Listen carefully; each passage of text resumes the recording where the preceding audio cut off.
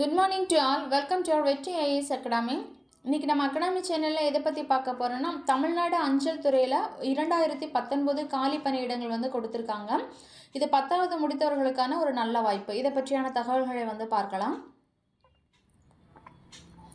மத்திய அரசின் கீழ் இயங்கும் இந்திய அஞ்சல் துறையில் ஃப்ரான்ஸ் போஸ்ட் மாஸ்டர், அதாவது அசிஸ்டன்ட் ஃப்ரான்ஸ் போஸ்ட் மாஸ்டர் மற்றும் தக் சேவக் ஆகிய பதவிகளுக்கான விண்ணப்பங்கள் வரவேற்கப்படுகின்றன. தகுதியும் விருப்பமும் உள்ளவர்கள் 2026 பிப்ரவரி 16ஆம் தேதிக்குள் ஆன்லைன் மூலம் விண்ணப்பிக்கலாம்.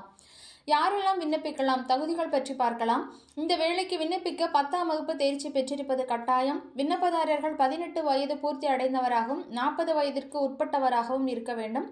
எனினும் அரசு விதிகளின்படி SC/ST பிரிவினருக்கு 5 ஆண்டுகள் வரையிலும், OBC பிரிவினருக்கு 3 ஆண்டுகள் வரையிலும் வயது வரம்பில் தளர்வு அப்படிங்கிறது அளிக்கப்படும்.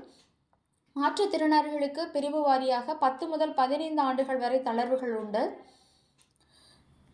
அது மட்டும் இல்லாமல் சம்பளம் மற்றும் பணி விவரம். தேர்வு செய்யப்படும் பணியாளர்களுக்கு பதவியை பொறுத்து மாதம் 12,000 முதல் 29,380 வரை ஊதியம் வழங்கப்படும். இது ஒரு பகுதி நேர பணியாக இருந்தாலும் மத்திய அரசின் பல்வேறு சலுகைகளை பெற வழிவகுக்கும்.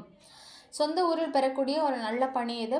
தேர்வு முறை மற்றும் விண்ணப்ப கட்டணம். இந்த வேலைக்கு எந்தவித எழுத்து தேர்வும் நேர்காணலும் கிடையாது. விண்ணப்பதாரர்கள் 10ஆம் வகுப்பில் பெற்ற மதிப்பெண்கள் அடிப்படையில் தரவரிசை பட்டியல், அதாவது மெரிட் லிஸ்ட்னு சொல்லுவோம் இல்லையா, தயாரிக்கப்பட்ட அதன் பின்பு சான்றிதழ்கள் சரிபார்ப்பு மூலம் தகுதியானவர்கள் தேர்வு செய்யப்படுவார்கள். இதற்கான விண்ணப்ப கட்டணம் கிடையாது. மற்ற பிரிவினர் என்ன பண்ணிக்கலாம்? யாருக்கெல்லாம் விண்ணப்ப கட்டணம் கிடையாதுன்னா, பெண்கள், SC/ST மாற்றுத்திறனாளிகளுக்கு விண்ணப்ப கட்டணம் கிடையாது. மற்ற பிரிவினர் 100 மட்டும் செலுத்தி என்ன செய்யணும்? கட்டணமாக செலுத்தி விண்ணப்பிக்கணும்னு சொல்லியிருக்காங்க. விண்ணப்பிக்க முறைகள், எளிய முறைகள் என்ன அப்படின்னு சொன்னால், இந்திய அஞ்சல் துறையின் அதிகாரப்பூர்வ இணையதளமான indiapost.government.in அப்படிங்கிற ஆன்லைனுக்கு போனோம்.